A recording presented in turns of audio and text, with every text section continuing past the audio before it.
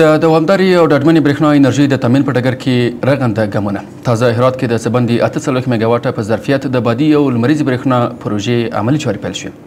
د له ولس سره د افغانستان برېښنا شرکت رهبري د ژمنو په دوام عملي اقدامات دي. له نیکمرغه د افغانستان برېښنا شرکت عمومي اجرایوي رئیس ښاغلی ډاکټر عبدالباري عمر راسره دی چې د برېښنا انرژۍ په وروستیو پرمختګونو ورسره خبرې ولرو. ښاغلی رئیس صاحب، ډېره مننه چې موږ ته مو وخت راکړ. که پیل له دې پوښتنې وکړو، څنګه د افغانستان برېښنا شرکت تصمیم ونیو تر څو په هرات کې د بادي برېښنا پروژه پلي کړي او ولې هرات انتخاب شو؟ بسم الله الرحمن الرحیم. تاسو پوهیږئ چې افغانستان د برېښنا یا انرژي ډېر لوی او ستر منابع لري او دا زموږ دنده ده چې تر څو موږ له خپلو داخلي منابعو څخه په استفادې خپلو ولسونو ته، صنعتکارانو ته، مختلفو اماکنو ته ډاډمنه برېښنا ورسوو تر څو په هېواد کې د پرمختګ او پیشرفت یو ستر انقلاب رامنځته سي. نو په همدې اساس باد د افغانستان د انرژي په برخه کې له مهمو منابعو څخه شمیرل کیږي چې لله الحمد موږ په دې برخه کې ډېر ستر ظرفیت لرو چې تقریبا تر 1,00,000 میګاواټه د هېواد په مختلفو برخو کې دغه ظرفیت شتون لري. دا چې موږ ولې هرات انتخاب کړ، د دې دوه علته دي. یو علت دا ده چې د هلمند له مغربي یا غربي څنډې څخه بیا د هرات تر پایه تر د ایران تر سرحده پورې دغه ساحه د باد د انرژي د تولید لپاره ډیره مهمه ساحه بلل کیږي او په دغه ساحه کې موږ دوامداره بادونه لرو او موږ کولی شو چې دغو بادونو څخه په استفادې مطمئنه، پاکه او ډاډمنه برېښنا لاسته راوړو. دویم دلیل دا ده چې هرات تاسو ته معلوم ده چې یو لوی صنعتي ښار ده او دلته موږ په سلګونو فابریکې لرو او دغه وضعیت د اسلامي امارت له راتګ څخه وروسته ډېر ګړندی پر مخ روان ده چې لله الحمد هره ورځ که نه وي موږ په هفته کې، په 2 هفتو کې، په میاشت کې یو ځل د نویو فابریکو د افتتاح او د پرانیست غونډو شاهدان یو. نو په همدې اساس د بادي برېښنا لپاره دغه ساحه ځکه مختص شوه چې موږ خپلو قدرمنو صنعتکارانو ته په دې برخه کې ډاډمنه برېښنا ورسو او د دې ترڅنګ د هرات شریفو ولسونو ته هم د برېښنا دغه ستر نعمت موږ ورسولی شو. د بادي برېښنا ترڅنګ موږ په هرات کې 15 میګاواټه د اعتماد سولر په نوم هغه فابریکه چې هغه په هرات ولایت کې جوړه شوې ده او دلته سولر تولیدوي، یعنی افغاني سولر دی په افغانستان کې جوړیږي. له دې څخه به موږ 40 میګاواټه برېښنا ترلاسه کوو چې په اول پاس کې 15 میګاواټه او په دویم پاس کې 15 میګاواټه به موږ د دې پاور پلانټس جوړو او له دې څخه به موږ پاکه او مطمئنه برېښنا ترلاسه کوو. دلته 2 موضوعات دي. یوه خبره دا ده چې دا د افغانستان په تاریخ کې لومړی ځل ده چې موږ په افغانستان کې سولر جوړو. دا هم د اسلامي امارت له راتلو څخه وروسته دا فابریکه فعاله شوې ده چې دا د اسلامي امارت د مشرانو او بالخصوص د اقتصادي معاونیت او د اقتصاد د برخې د مشرانو او کارکوونکو په پوره هوډ او د دوی په تعهد باندې دلالت کوي. د دې ترڅنګ هغه پانګوال چې هغه په افغانستان کې دلته پانګونه کوي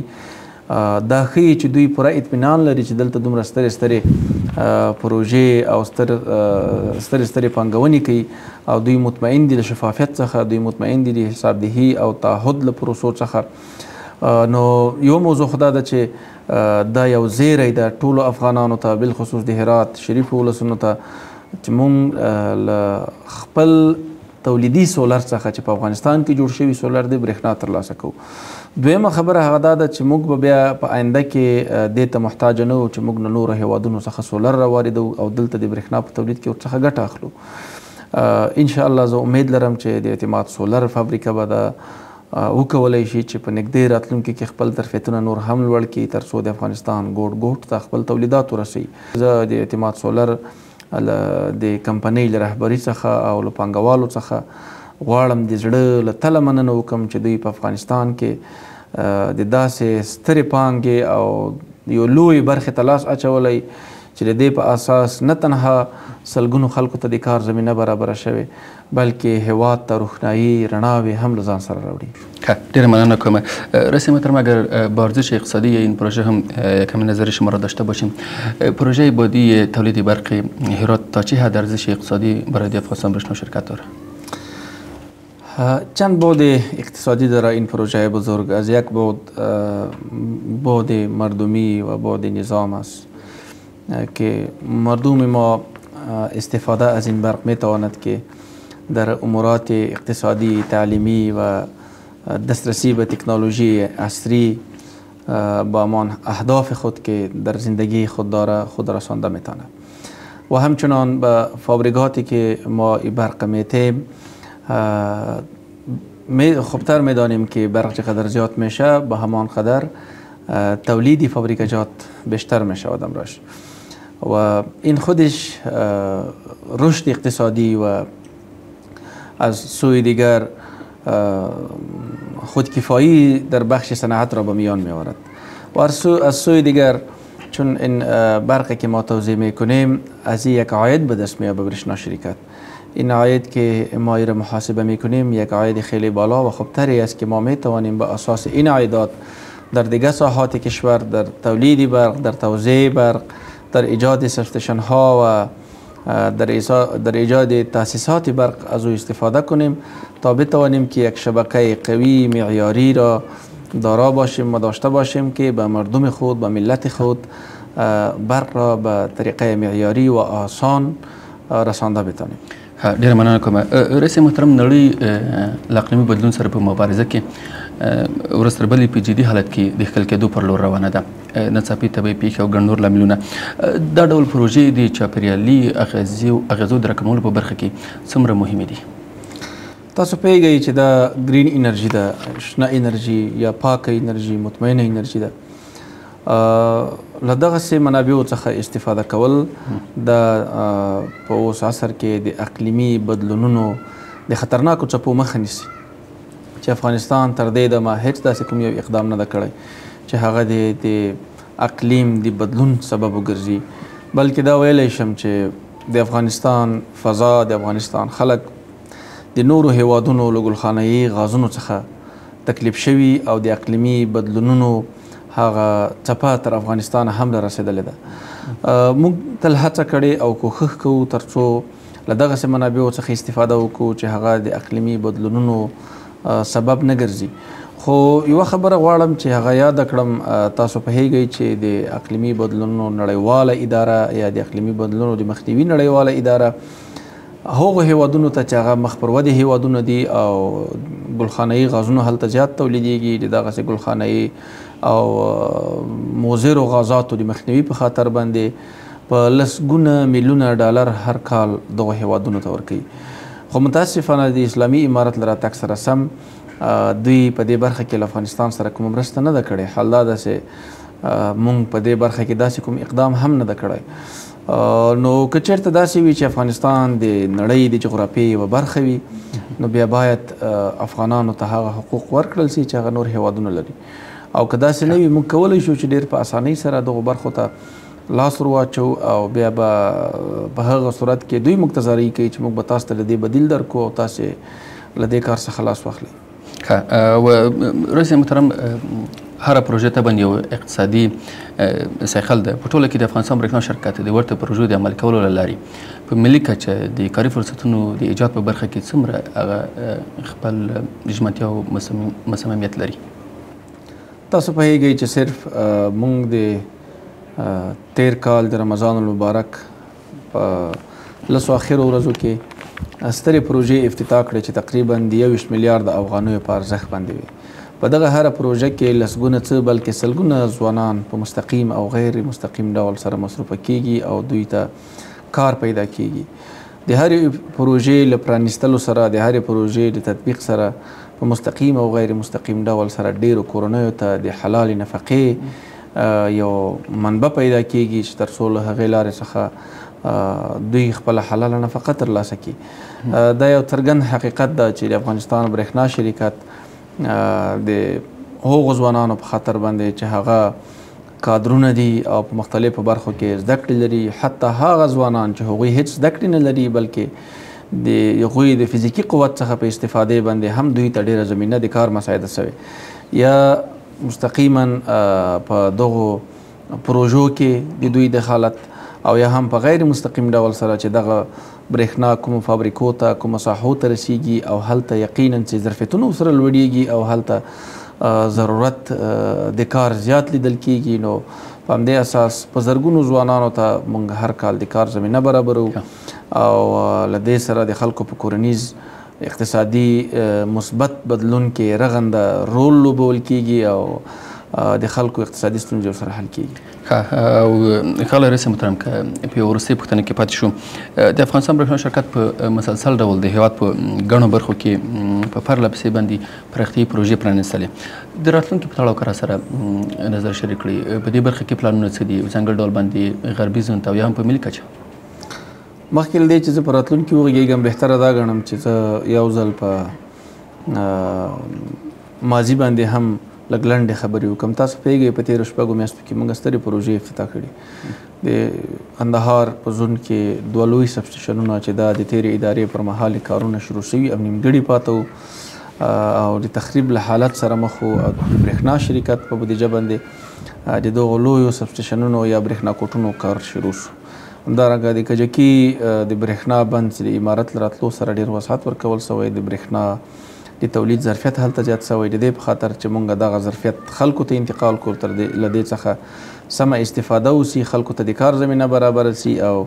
په صنعت کې ستر بدلونونه سره رامنځته سي. نو موږ د قندهار صنعتي پارکونو په خاطر او د قندهار د شریفو ولسونو لپاره له کجکي څخه تر قندهاره پورې 110 کیلو وټ لاین چې په دې کې به موږ له 80 څخه تر 80 میګا واټه پورې برېښنا قندهار ته انتقال کړو. د دې کار عملاً چارې پیل شوې او کار یې ښه په تیزۍ سره روان ده. د دې ترڅنګ په ننګرهار کې 40 میګا واټه سولري برېښنا او دغسې په مزار کې 40 میګا واټه سولري برېښنا، په لغمان ولایت کې 10 میګا واټه سولري برېښنا پروژې افتتاح شوې چې په دې کې به صنعتي پارکونو ته، تجارتي اماکنو او ولسي خلکو ته ډاډمنه برېښنا ورسیږي. موږ په راتلونکي کې ډېر لوی پلانونه لرو چې یو شمېر پروژې زموږ د قراردادونو لاندې دي، قراردادونو پورې رسېدلي دي، یو شمېر پروژې د مذاکراتو په مرحله کې دي، یو شمېر نورې پروژې د اعلان ته اماده دي. نو هڅه او کوشش مو دا ده چې دغسې سترې پروژې نورې افتتاح کړو. له دې وروسته به موږ د هلمند د ولسونو لپاره ښه ځای ولرو. داسې یو پروژه به هلته موږ افتتاح کوو چې په 2012 کال کې د دې چارې شروع شوې، خو تر اوسه نه وې تکمیل شوې، او اوس الحمدلله د اسلامي امارت په وخت کې تکمیل شوې. د پنجشیر د شریفو ولسونو لپاره به موږ ښه ځای ولرو چې هلته هم داسې یوه پروژه چې کلونه راهیسې کارونه شروع او په میلیونونو ډالر هغې پروژې خوړلي، خو بیا هم پای ته نه ورسېدلې، چې الحمدلله اوس یې کارونه په ډېر جدیت سره او په سرعت سره دوام درلودل او بالاخره کارونه پای ته ورسېدل چې هغه به هم افتتاح کړو. د دې ترڅنګ د لوګر صنعتي پارک لپاره، د لوګر د شریفو ولسونو لپاره، د خوست ولایت د قدرمنو ولسونو لپاره او بیرته بیا هرات ته راګرځو. څه وخت وروسته به په هرات کې د 80 میګا واټه په ظرفیت باندې 2 سترې پروژې نورې، او دغسې په مرکزي زون کابل کې به تقریبا 80 میګا واټه، 40 میګا واټه، 40 میګا واټه داخلي تولید سترې پروژې موږ نورې افتتاح کړو. داسې د تولید برخه وه. که موږ راسو د برېښنا کوټونو برخه ته، موږ داسې لوی لوی برېښنا کوټونه په پلان کې دي چې ډېر زر به افتتاح شي، چې یو د هرات ولایت د صنعتي پارکونو په خاطر او د ولسونو په خاطر باندې، دغسې د لوګر ولایت محمد اغې ولسوالۍ کې صنعتي پارک او د قدرمنو ولسونو لپاره. که زه دا حسابوم کېدای شي وخت ډېر ضایع شي، خو تقریبا ډېر زیات برېښنا کوټونه یا سب سټیشنونه او انتقالي مزي چې هغه 110-200 کیلو وولټ، 20 کیلو وولټ او داسې 6 کیلو وولټ مزي او د اوسنۍ برېښنایي شبکې معیاري کول او یا هم د دې تقویه کول او هغه اضافه بار لینونه، سب سټیشنونه، پاور ترانسفارمرونه چې هغه اضافه بار دي، که چېرته برېښنا هم موجوده وي، بیا موږ د دوی د اضافه باري له وجې نه، د کم ظرفیت له وجې نه نسو کولی چې برېښنا توجیه کړو. په دې باندې هم جدي کارونه شروع دي او په 6 سترو زونونو د هېواد کې چې هلته صنعتي پارکونه زیات شتون لري، لویې فابریکې شتون لري، نو موږ خپل عملیاتي معاونیت ته دنده سپارلې چې هغوی په دې برخه کې جدي ګامونه پورته کړي او په ګړندي شکل سره دغه ستونزې چې موږ ورسره مخ یو او له امله یې زموږ ولس او صنعتي پارکونه مخ دي. پر روانو 6 الی 7 میاشتو کې باید موږ په دغه 6 ځایونو کې چې هرات، مزار، قندوز، ننګرهار، کابل او قندهار ده باید داسې اوچاته ونه وایو چې یا لاین اضافه بار ده یا ټرانسفارمر اضافه بار ده موږ ته برېښنا نشو درکولی. نو دا هغه څه دي چې موږ ته امیدونه رابخي او د ولس په خاطر باندې د اسلامي نظام د لا حاکمیت او پرمختګ په خاطر باندې چټک ګامونه پورته کیږي. د تولید په برخه کې تاسو پوهیږئ چې موږ د ماهیپر په ساحه کې یو بند لرو او هلته 3 توربینه دي چې هر توربین 22 میګاواټه ظرفیت لري او له 8 کلو راهیسې یو توربین هلته په مکمل ډول تخریب او خراب و. نو الحمدلله د برېښنا شرکت د رهبري او د قدرمنو مشرانو په حمایت سره زیاتې هڅې وشوې او اوس موږ د دې شاهدان یو چې په نږدې راتلونکي کې به د دغه توربین چې تقریبا ظرفیت به هم له 22 میګاواټه تر 40 میګاواټه پورې پورته کیږي او نوی توربین به راوړل کیږي، هغه به نصب کیږي تر څو مطمئنه برېښنا موږ کابل ښاریانو ته ورسوو. په مجموع کې که ووایم ډېرې لویې سترې پروژې نورې په پلان کې دي چې هغه به موږ عملي کوو او 50 ولسوالیو ته د برېښنا شرکت په خپلې بودیجې باندې به سږ کال موږ د برقي شبکه یا برېښنایي شبکه رسوو او 80 ولسوالۍ مو د پانګونې لپاره په پلان کې دي چې هغه به موږ اعلان ته ورکوو په نږدې راتلونکي کې تر څو موږ خپلو ولسونو ته، هر کور ته، هرې ولسوالۍ ته، هر کلي ته ډاډمنه برېښنا ورسوو. د دې ترڅنګ موږ د خپلو کارکوونکو د ظرفیتونو د لوړولو لپاره مختلف پروګرامونه لرو. په کابل کې موږ یو تش په نوم ټریننګ سنټر درلوده